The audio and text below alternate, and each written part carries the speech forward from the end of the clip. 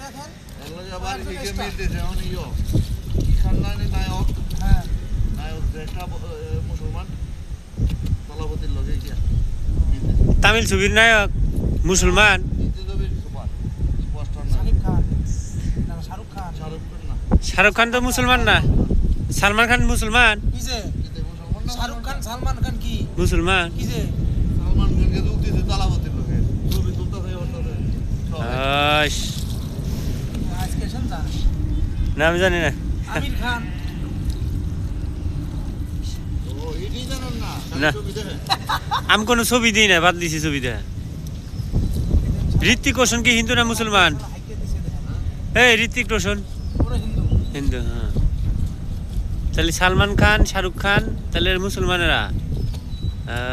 ঠিক আছে বাট এই গেছিলেন কোনো কোনো গেছিলাম তো ওই যে এটিএম বুথে নাচবাংলা টেউ রয়েছুন ঘন্টা থেকে টেয়া দিয়ে আসলাম আমার বাড়ির মধ্যে বৃষ্টির মধ্যে ধান কেটে নিয়েছি সকালে ফোন দিছি ওই ধান কাটছে কেটে বাইট পাঠালেন না টেয়া ব্যান পাড়া মুহান কখন উঠায় উঠা